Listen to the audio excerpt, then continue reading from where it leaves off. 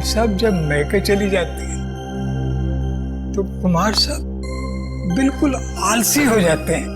ना तो अखबार उठाया, ना दूध उठाया।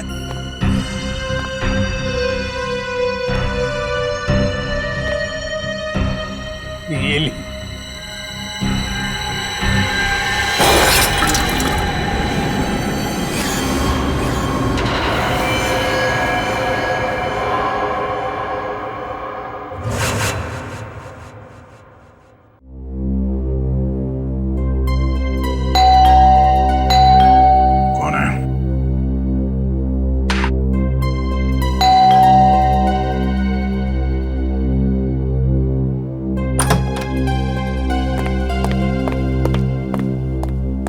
फ्रेडी, सुबह सुबह यहाँ पे क्या बात?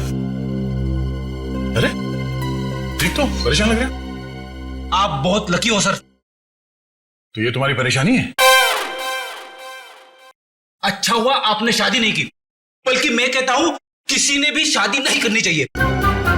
ओह, तो लड्डू खा के पछता रहे हो आप? बीवी से तू मैं करके आ रहे हो यहाँ पे? हाँ, तू मैं? अरे सर, मेरे घर में सिर्फ मैं चलती है। क्या हुआ क्या एग्जैक्टली?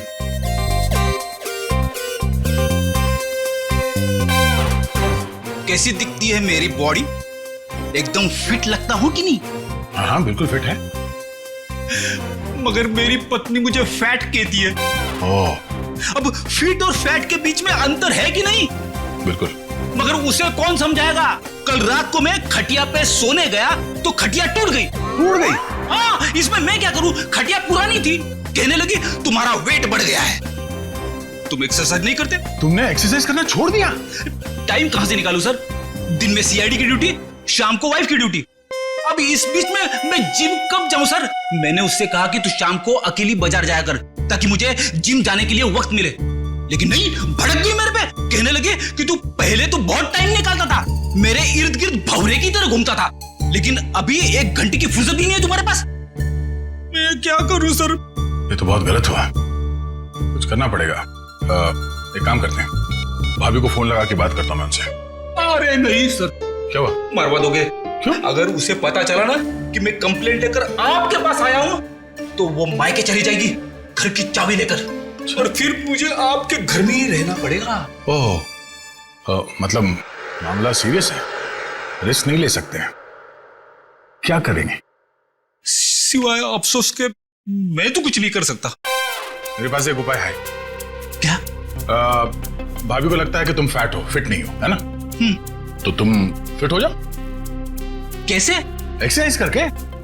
और ऐसी एक्सरसाइज बताऊंगा जो तुम ऑफिस में बैठे बैठे भी कर सकते हो। मगर हाँ, जब फुर्सत मिले तभी करना, नहीं तो इसी भी आपको पता चल गया ना तो तुम्हें नौकरी से निकाल देंगे। अरे, है ना? 1 मिनट। हाँ, हेलो, क्या? कहां पे?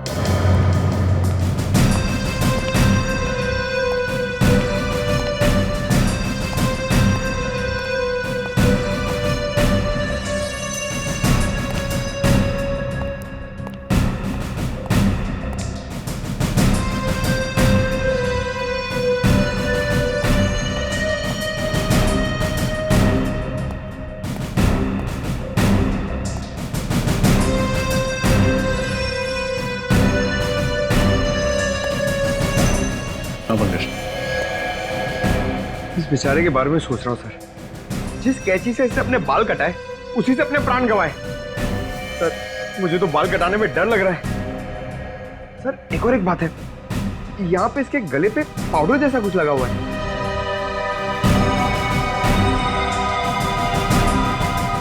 हाँ शंभू जी, बताइए क्या हुआ यहाँ पर, क्या देखा आपने? साहब रोज मॉर्निंग वॉक पे जाया करते थे और आते वक्त हमेशा दरवाजे पे लगा हुआ अखबार उठा लेते थे। आज सुबह जब मैं काम पर आया तो मैंने देखा अखबार वैसे ही दरवाजे पे लगा हुआ है। तो मैंने सोचा कि साहब सो रहे होंगे, तो मैं फिर उनके लिए चाय बनाकर जब उनके रूम में जाने लगा तो मैंने देखा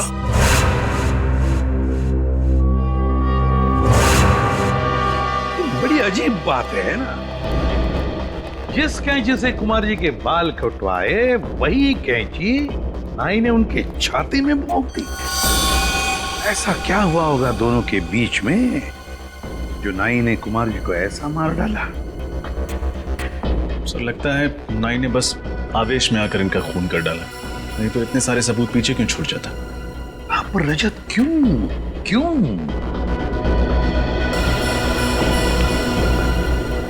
मुझे एक बात बताओ, आपके कुमार साहब करते क्या थे? ये छोटे छोटे धंधे वाले जो लोग हैं ना, उनको कर्जा दिया करते थे। अच्छा, कर्जा देते थे। वैसे आप कितने सालों से काम कर रहे हैं यहाँ पर? वो जब स्कूल जाते थे। घर के बाकी परिवार वाले कहाँ पर हैं? मेम साहब तो बच्चों के साथ अपने मायके गई हैं दिल्ली। मैंने उनको फोन कर दिया है।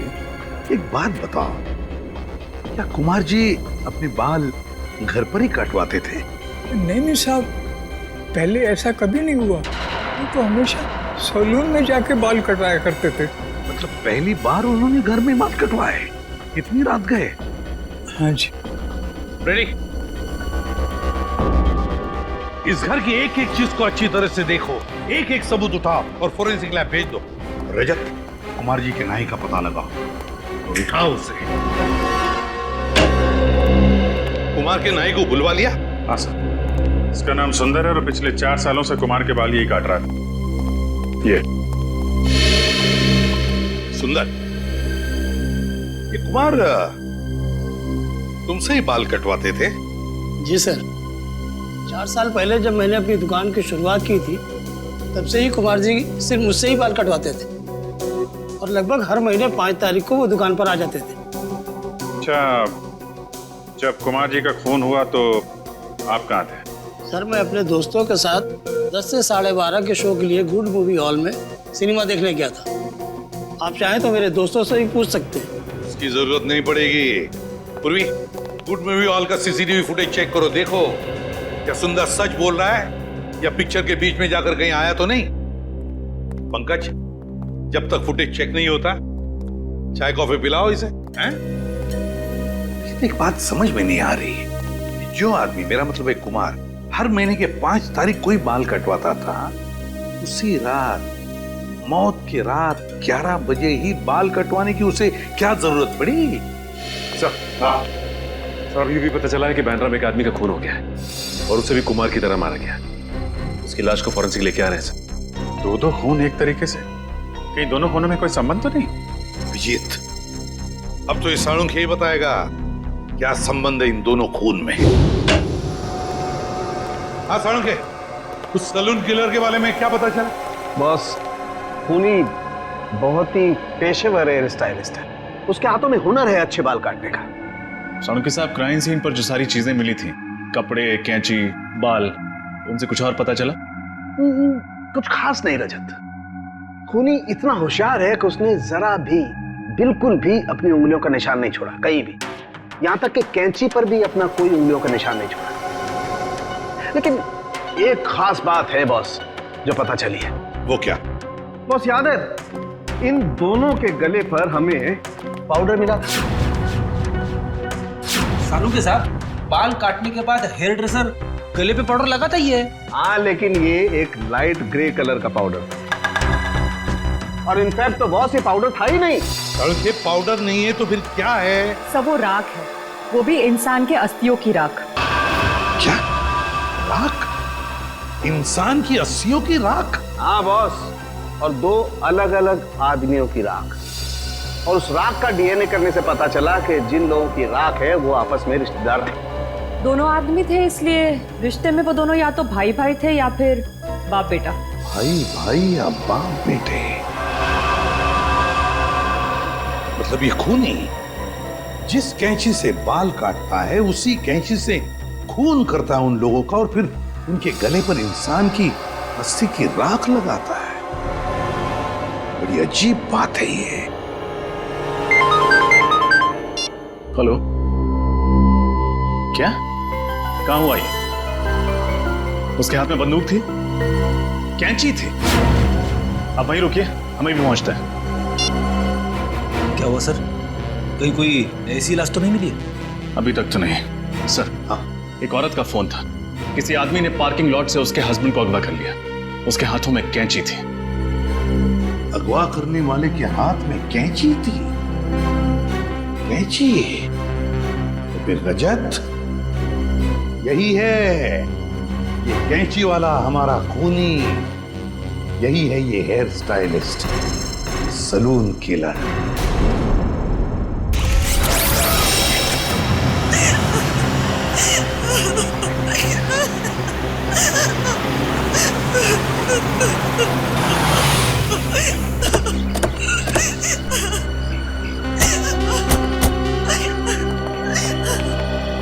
आपने सीआईडी ब्यूरो में फोन किया था मैडम?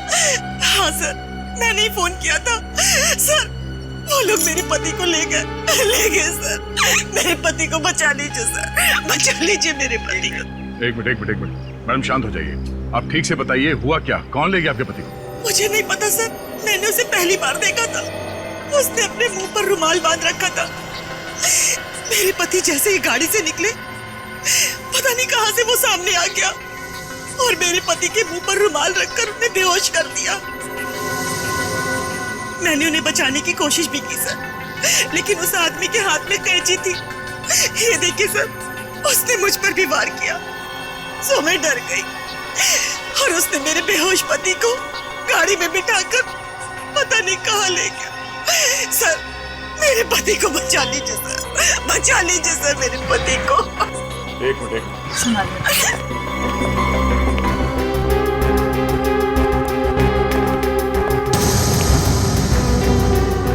सर, यहाँ पे एक रुमाल पड़ा हुआ है।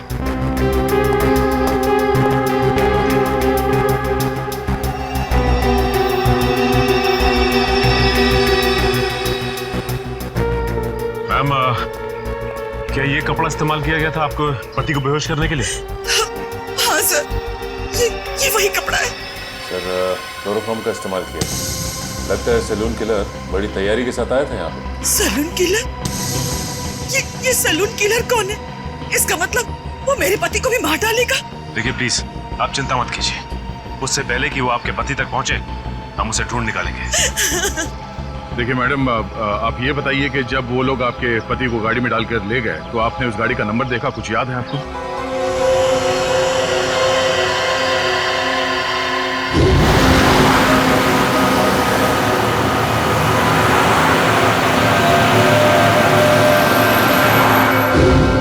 नहीं सर, नंबर प्लेट पे तो काला रंग लगा हुआ था, लेकिन गाड़ी के पीछे साइड पे कांच पे एक स्टिकर चिपका था जिसमें Q1 लिखा था। Q1? क्या उस स्टिकर पे कोई म्यूजिकल साइन भी बना हुआ था? हाँ हाँ हाँ। श्रेया, तुम इस Q1 के बारे में कुछ जानती हो? हाँ सर, Q1 एक दुकान है जहाँ गाड़ियों के म्यूजिक सिस्टम्स बेचे जाते हैं। ओह, गाड़ी के नंबर प्लेट को काली करने से उसने सोचा कि वो बच जाएगा। बेवकूफ आदमी। Q1 music.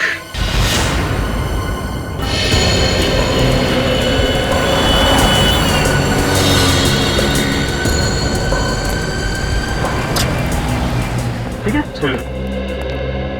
बोलिए सर, मैं आपको किस तरह का म्यूजिक सिस्टम दिखाऊं? हमारे पास में वैसे हर बड़ी कंपनी का है, जो आप चाहें मैं आपको दिखा सकता हूँ। वो सब छोड़िए सर, ये बताइए पहले, ये गाड़ी कौन सी है आपकी? सीआईडी की गाड़ी है। सॉरी सर, पहले बताना था आपको। अरे यार, तो फिर फटाफट देख के बताओ अपने रिकॉर्ड में कि लेस्कॉट गाड़ी में आपने कुछ लगाया म्यूजिक सिस्टम वगैरह? जी सर। जी हाँ सर, इस तरह की 4 गाड़ियों में मैंने ऑडियो सिस्टम फिट किया है। सिस्टम का जवाब नहीं सर, मार्वलस।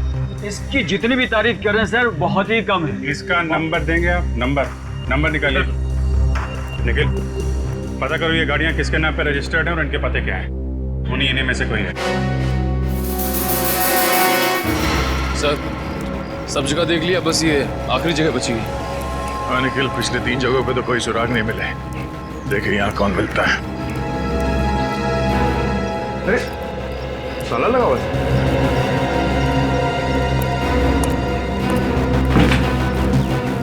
क्या बात है सर? हम लोग सीआईडी से हैं। हमें मिस्टर सुमुख से मिलना है। उनके नाम पे एक गाड़ी रजिस्टर्ड है XY35 MT645 घर पे नहीं है क्या वो? साहब मैंने सुना था कि वो 2 महीने पहले ही मर गया था।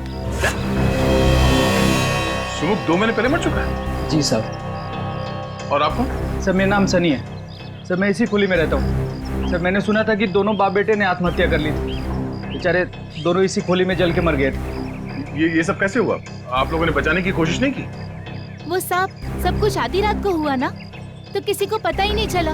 मैंने भी कोई आवाज नहीं सुनी। आप साहब मेरा नाम कांता है, मैं बाजू वाली खोली में रहती हूँ। अच्छा ये सुमुख की जो गाड़ी है वो कहाँ है? गाड़ी? क्या सुमुख के पास गाड़ी थी? साहब हमने तो कभी नहीं देखी, और सुमुख तो चल ही नहीं पाता था साहब, तो गाड़ी कैसे चलाता? सुमुख चल नहीं पाता था? जी नहीं। मधुसूदन को जिस गाड़ी में किडनैप किया गया वो गाड़ी सुमुख के नाम पर रजिस्टर्ड है, और सुमुख चल नहीं सकता था। ये क्या राज है तो दरवाजा खोलने के बाद ही पता चलेगा।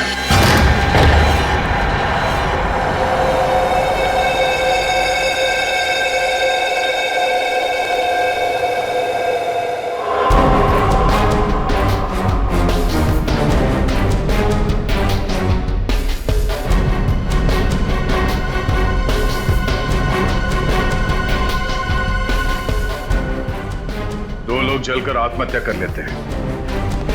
जब तक दोनों जलकर पूरी तरह से राख नहीं हो जाते हैं, यहाँ पड़ोसियों को कुछ पता तक नहीं चलता। बड़ी अजीब बात है। मतलब सर आपको शक है कि सुमुख और उसके पिता ने आत्महत्या नहीं की, उन दोनों को किसी ने जला के मारा और अब कोई उनकी मौत का बदला ले रहा है? हाँ, और वो आदमी सुमुख का कोई करीबी दोस्त हो सकता है, या फिर उसके पिता का कोई करीबी रिश्तेदार। लेकिन एक बात है। वो कैसे? डॉक्टर सालुंके ने हमें बताया था कि मिस्टर कुमार के गले पे जो राख मिली थी वो 2 अलग अलग लोगों के थे और दोनों रिश्तेदार थे। तो हो सकता है कि दोनों बाप बेटे हो। सर इसका मतलब वो राख सुमुख और उसके पिता की है? हाँ मुझे शक तो है, पर कंफर्म करना बहुत जरूरी है। एक काम करो, डीएनए टेस्ट के लिए उनके बाल उठा लो यहाँ से, और बाथरूम से टूथब्रश, और घर की अच्छी तरह से तलाशी लो, देखो कुछ मिलता है।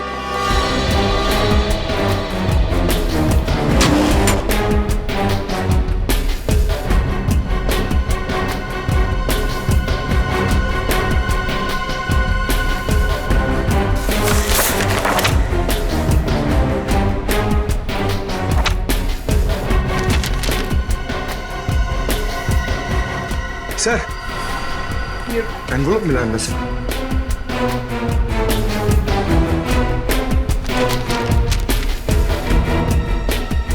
ये तो लोन एप्लीकेशन है, golden finance loan application form. Golden finance तो प्राइवेट फाइनेंस कंपनी है, कोई बैंक नहीं है। और ये फाइनेंस कंपनी का लोन एक्नॉलेजमेंट लेटर 2 महीने पहले का है, सुमुख के मरने से 2 महीने पहले का। हाँ तारिका, क्या पता चला? तो सुमुख के घर से जो टूथब्रश और बाल के सैंपल आप लोगों ने भिजवाए थे, उसकी डीएनए टेस्ट की रिपोर्ट आ गई है। और नतीजा? Perfect match. दोनों लाशों के गले पे पाई गई राख सुमुख और उसके पिताजी की ही है। मतलब मेरा शक सही निकला। कोई तो है जो सुमुख और उसके पिता की मौत का बदला लेना चाहता है। लेकिन सर ये समझ में नहीं आता कि मिस्टर पार्थ और मिस्टर कुमार को मारने से पहले उन्हीं ने उनके बाल क्यों काटे? एक क्राइम सीन को एक सैलून का रूप क्यों देना चाहता है? सबसे पहले हमें यह पता लगाना चाहिए कि ऐसे कौन करीबी लोग हैं सुमुख और उसके पिताजी के जो उनकी मौत का बदला लेना चाहते हैं, और फिर इन दोनों ने आत्महत्या ही क्यों की? सर ऐसा भी तो हो सकता है कि किसी ने उन दोनों को मार डाला हो और आत्महत्या दिखा रहा हो। और सर मिस्टर पार्थ और मिस्टर कुमार को खूनी ने उनके घर में ही मारा, लेकिन मिस्टर मधुसूदन को उसने अगवा कर लिया जानबूझकर। हो सकता है मधुसूदन को किसी खास जगह ले जाकर के मारना चाहता हो।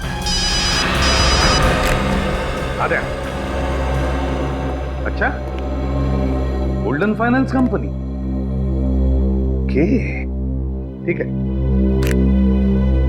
सुमुख ने मरने से पहले गोल्डन फाइनेंस कंपनी से लोन लेना चाहा था। Golden Finance company.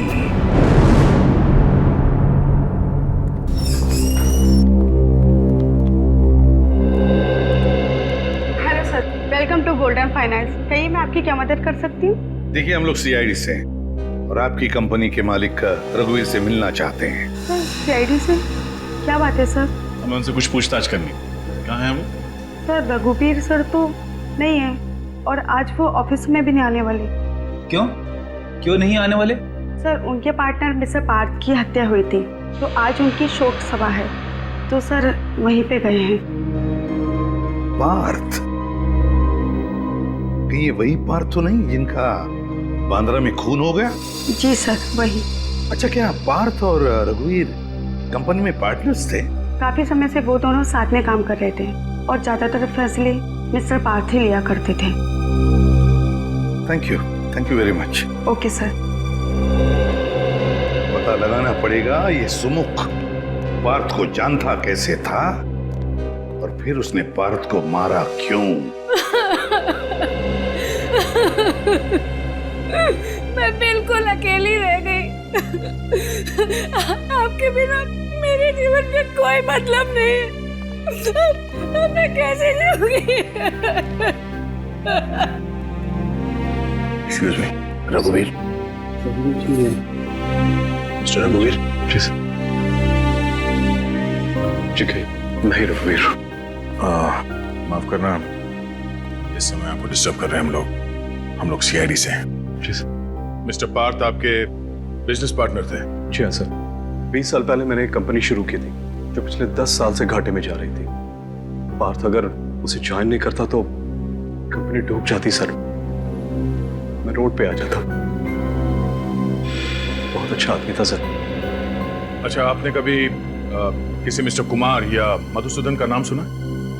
नहीं सर, मैं इन दोनों लोगों से नहीं मिला, ना ही कभी पार्थ के मुंह से इनका नाम सुना है। लेकिन क्या हुआ सर?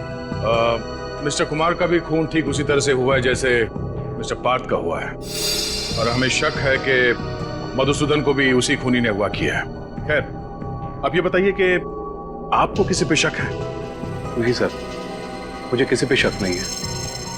पार्थ बहुत ज्यादा प्रोफेशनल था, वो अपने घर और काम से मतलब रखता था। ना तो उसकी कोई बुरी सोबत थी और न ही उसे कोई बुरी आदत थी।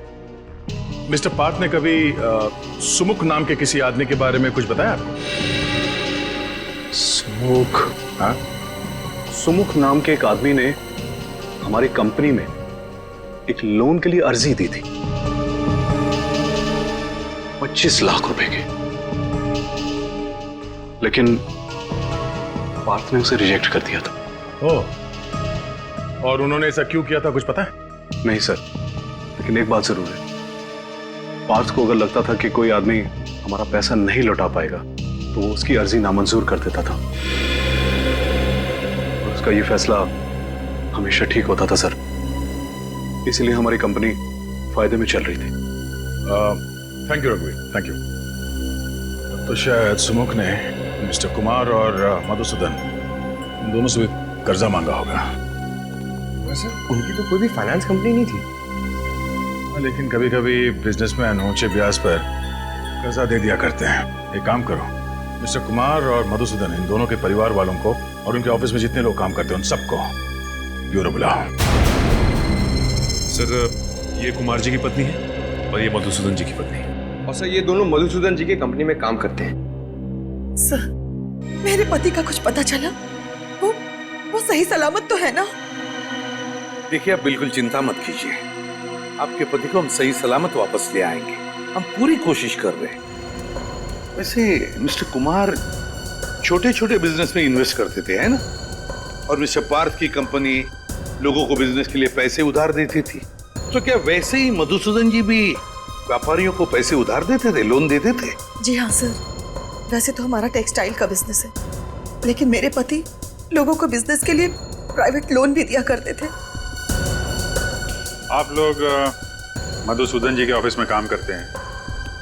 जरा याद करके बताइए, कोई सुमुख नाम का आदमी आया था क्या उनसे लोन मांगने के लिए? हाँ सर, 3 महीने पहले मिस्टर सुमुख की लोन एप्लीकेशन आई थी। लेकिन सर ने उसे लोन देने के लिए मना कर दिया था।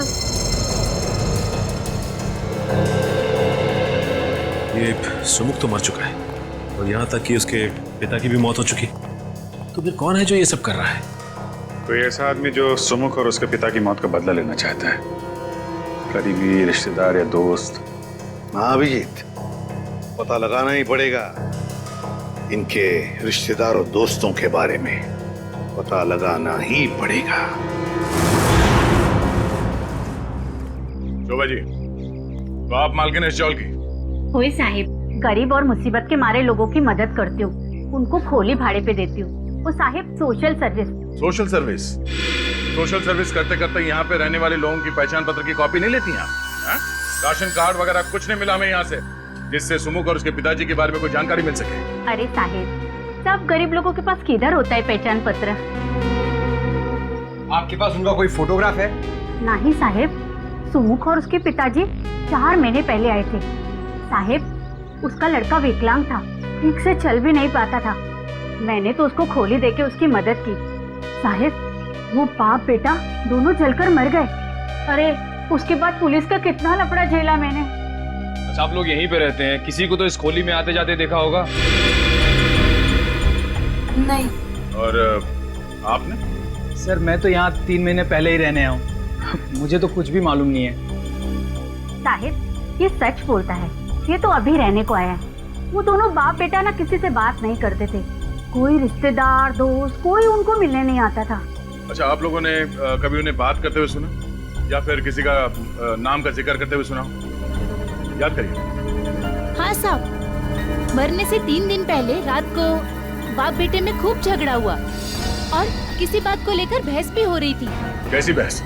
वो सुमुख अपने पिताजी को किसी कागज पे साइन करने के लिए कह रहा था और उसके पिताजी चिल्ला चिल्ला कर कह रहे थे कि मैं कोई साइन नहीं करूंगा। सर शायद सुमुख अपने पिताजी से किसी लोन के कागजात पे साइन करने के लिए कह रहा हूँ, गारंटर के तौर पर या किसी चीज को गिरवी रखे, और उसके पिताजी मना करें इस बात के लिए। हो सकता नहीं, पर अब भी सवाल वही है कि आखिर वो कौन है जो सुमुख और उसके पिताजी की दर्दनाक मौत का बदला लेना चाहता है? ये सलून किलर आखिर है कौन? ये कैसे हो सकता है अभिजीत? 4 महीने से सुमुख अपने पिताजी के साथ उस चाल में रह रहा है और फिर भी किसी भी पड़ोसियों को उनके बारे में कुछ पता तक नहीं। सर पड़ोसी बता रहे थे दोनों बाप बेटे में बनती नहीं है, बहस होती रहती है, इसलिए सुमुख के पिताजी ज्यादातर घर के बाहर रहते हैं और ये सुमुख अपाहिज होने के कारण घर के अंदर। बाप बेटे किसी से बातचीत भी नहीं करते। सर बाप बेटे के आपसी झगड़े से किसी का क्या लेना था? और कोई इन्हें जला के क्यों मारेगा? और फिर खूनी ने मधुसूदन को क्यों किडनैप किया? और अगर किडनैप किया भी है तो छुपा के कहां रखा होगा? हेलो जी हाँ, कहाँ पे? Okay, thank you very much. Sir, जिस कार में मधुसूदन को किडनैप किया गया था उसका पता चल गया है। अभी थोड़ी देर पहले उसे गोमती नगर चाल के पास पाया गया है। तो फिर अभिजीत, मधुसूदन को भी वहीं पे छुपा के रखा गया है। गोमती नगर, गोमती नगर।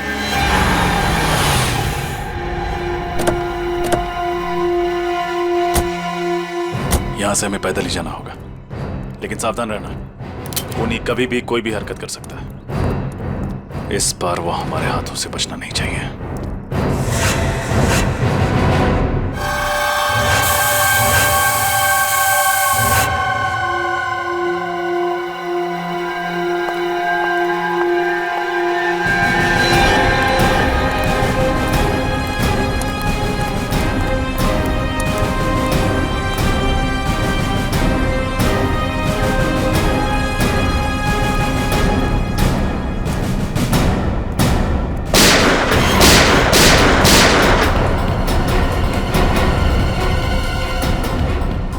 पंकज, तुम में से किसी ने गोली चलाई?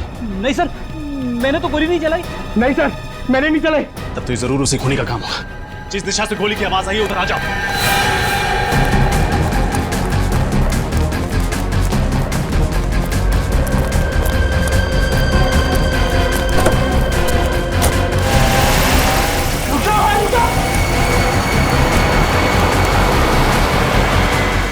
Q1 5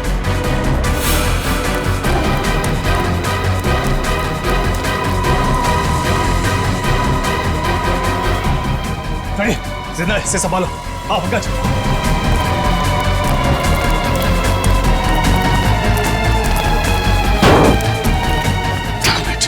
होनी को पता चल गया था कि हम यहाँ पहुंच चुके हैं। वापस चलो।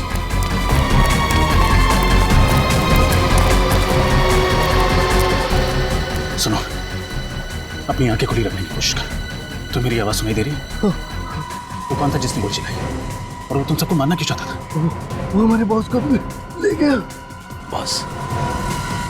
क्या नाम है तुम्हारे बॉस का? लकी। लकी नाम है वो। लकी? और ये सब कौन है? ये सब भागी सारे हमारे साथी। एक गुंडे को क्यों अगवा करेगा? सुनो, इसने मुजरिम को देखा है। हर हाल में इसका बचना जरूरी है। हॉस्पिटल ले जाओ इसे। चलो आओ, जल्दी जल्दी।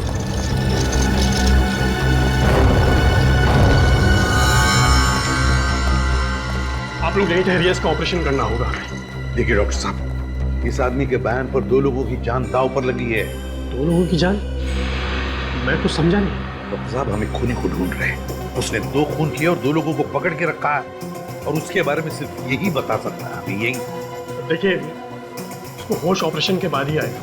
वो बहुत बह चुका है। मैं आपसे कोई वादा नहीं कर सकता। हाँ, मैं अपनी तरफ से पूरी कोशिश करूंगा। वही तो रास्ता होगा जिससे थोड़ी देर के लिए तो होश में आ सकता है। प्लीज डॉक्टर साहब, ऑपरेशन में वक्त लगेगा और इसे होश में पता नहीं कब आएगा। उन 2 लोगों की जान बचाने के लिए 1-1 मिनट कीमती है। अगर ऐसा है तो एक रास्ता है, हम इसे होश में ला सकते हैं।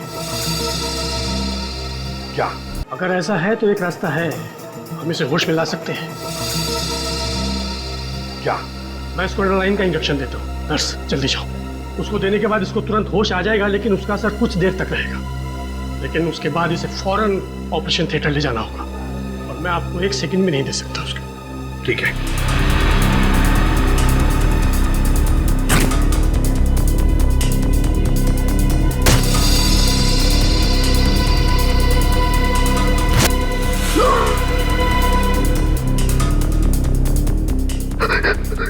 क्या हुआ? मैं कहाँ हूँ? चौल में किसी ने तुम पर गोली चलाई थी। कौन था वो आदमी? सुमुख का भूत लकी भाई को उठा ले गया। सुमुख का भूत? हाँ, लकी भाई ने उसे मार दिया था। अब वापस आ गया। ये बेहोश हो गया है। इसको ऑपरेशन के लिए ले जाना होगा। चलो।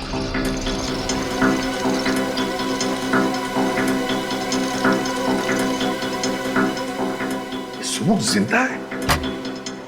उसी की तो राख मिली थी ना कुमार और पार्क के गले में। तो फिर ये सुमुख जिंदा कैसे हो सकता है?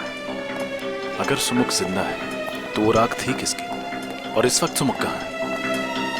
इसका जवाब तो वो अकाउंटेंट देगा। लकी का सबसे विश्वासु अकाउंटेंट। उठाओ उस अकाउंटेंट को।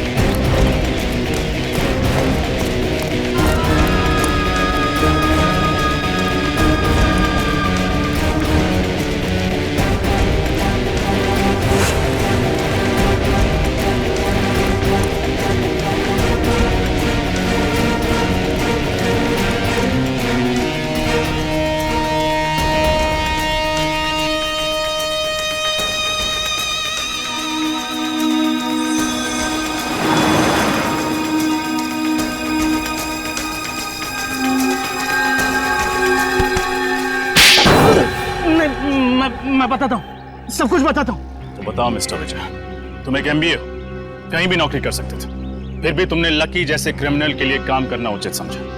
उसके गैर कानूनी धंधों का हिसाब किताब तुम ही संभालते हो ना? हाँ, मैं ही संभालता था। सुमुख के बारे में क्या जानते हो? सुमुख? उसने तो लकी भाई से 25 लाख रुपए उधार लिए थे, लेकिन समय पर रकम लौटा नहीं सका। और उस वक्त लकी भाई को शहर में अपने नाम की धाक जमानी थी, इसलिए उन्होंने सुमुख और उसके पिताजी को मरवा दी। लेकिन आप सुमुख के बारे में क्यों पूछ रहे? वो तो एक छोटी सी मक्खी। जिसे तुम एक छोटी सी मक्खी कह रहे हो, उसने लकी को अगवा किया, उसके सारे आदमियों को मरवा दिया। एक अपाहिज ने तुम्हारे लकी भाई को खत्म कर दिया, समझे तुम? अपाहिज? कौन है अपाहिज? सुमुख तो अपाहिज नहीं था। क्या? सुमुख अपाहिज नहीं था? नहीं, लेकिन चौल में सबने बताया था कि वो अपाहिज था। नामुमकिन है। जब वो लकी भाई से उधार मांगने के लिए आया था तब मैं वहां पर मौजूद था। किसके मांगने आया था वो पैसे? वो नई दुकान खोलना चाहता था और अपने पिताजी के लिए नया घर लेना चाहता था, लेकिन वो अपने पैरों पे चलकर वहां पर आया था और अपने पैरों पर ही वहां से गया। सरफिरी है कौन जो नकली सुमुख बन के घूम रहा है, जबकि असली सुमुख अपाहिज था और अपने पिताजी के साथ जल के मर चुका है कौन ये बहरूपिया? अच्छा, तुम्हारे पास उस आदमी का पता है जो लकी से पैसे मांगने आया था? हाँ।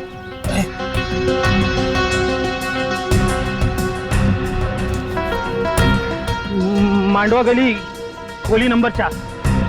मांडवा गली खोली नंबर 4? ये तो वही चौल है जहां पे हम लोग जाके आ चुके हैं। ये वही जगह है जहां लकी ने अपने गुंडों को भेजा था सुमुख और उसके पिताजी को जला के मार डालने के लिए। एक मिनट, मेरे पास उस नई जगह का भी पता है। सुमुख ने दुकान बनाने के लिए इस जगह को भाड़े पे लिया था। 12 मयूर चौक, नविहार लेन। नविहार लेन, उसकी दुकान चलता है। बहुत कर ली उसने दुकानदारी। तुम पागल हो गए हो क्या? ये क्या बेवकूफी है? देखो मुझे जाने दो, मैंने तुम्हारी मदद की हो, तुमने मुझे जबरदस्ती बांध के रखा हुआ है। देखो देखो, सारा किया जरा इस लड़की का है। तुम्हारे बाबा को मैंने नहीं मारा है, तुम्हारे बाबा को इसने मारा है। क्या बकवास कर रहा मधुसूदन? हाँ, जब इसने बचा हुआ पैसा नहीं दिया तो तेरे कहने पे मैंने इसके पिता को मारा और इल्जाम मुझ पर लगा रहा तू। देखो मुझे जाने दो, तुम्हें जितना पैसा चाहिए मैं दूंगा। मैं सच कहता हूँ, ब्याज भी नहीं लूंगा, सच कह रहा हूँ। क्या हुआ लकी? बोलती बंद ना।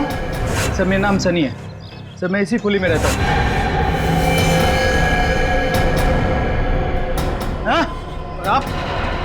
Mister Madhusudan, textile industrialist. कितनी उम्मीद लेकर आया था ना मैं तुम्हारे पास। मैं तो बस एक छोटा सा सैलून खोलना चाहता था। अरे भीख मांगने नहीं आता तुम्हारे पास, उधार मांगने आया था। पूरे कागजात नहीं थे मेरे पास बैंक से लोन लेने के लिए।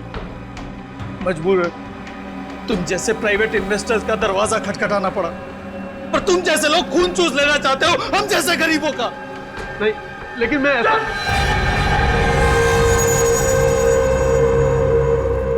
लकी भाई, एक किस्त देने में देर कर देने पर कोई किसी के बाबा और उसके निर्दोष बेटे को चलाकर मार सकता है क्या? हाँ? गलती है, माफ कर दो प्लीज। अब मैं माफी मांग रहा हूँ। इसके बहकावे में आ गया था मैं, इसके मधुसूदन के, इसीलिए मैंने किया था। लेकिन सुनो, मुझे एक बात समझ में नहीं आई। मैंने तुम्हें और तुम्हारे पिता को जलाकर मार डाला था, तुम जिंदा कैसे बच गए?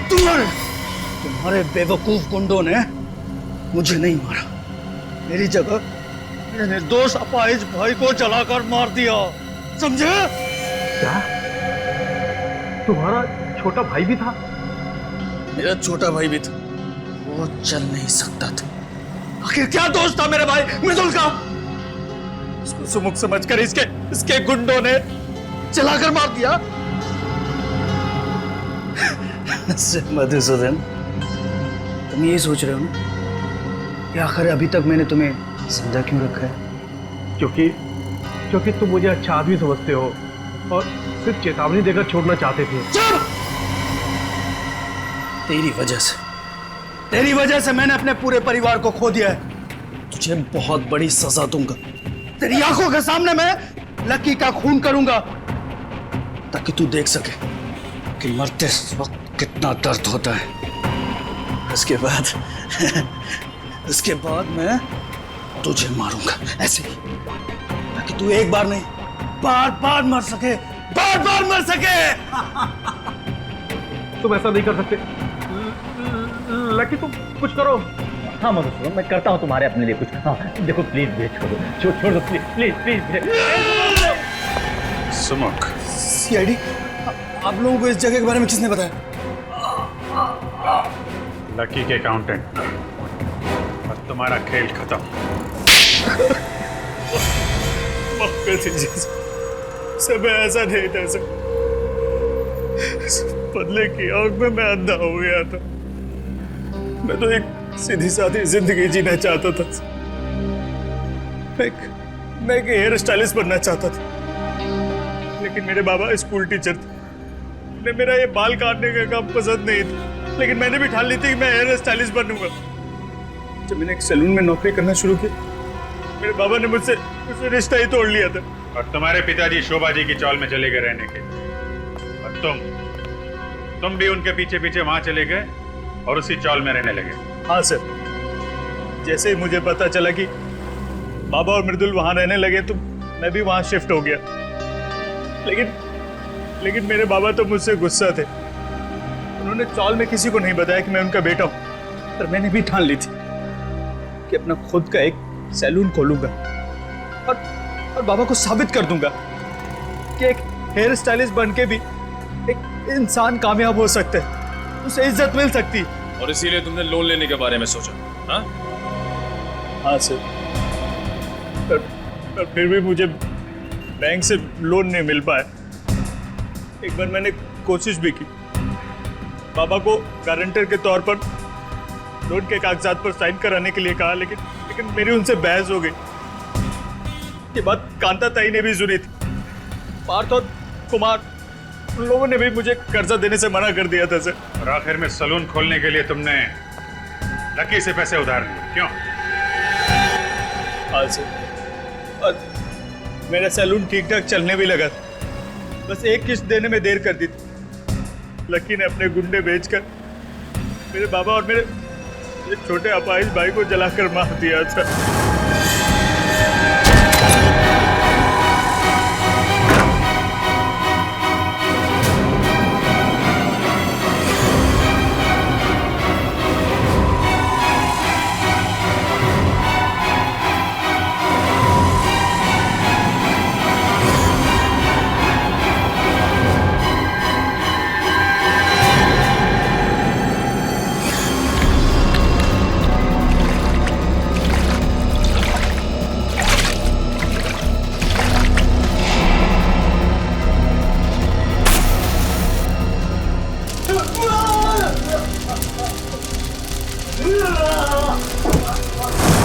और दुनिया के सामने तुमने अपने भाई की जगह खुद को मार डाला। सर, मुझे मेरे पिताजी और मेरे भाई की मौत का गम बहुत सता रहा था।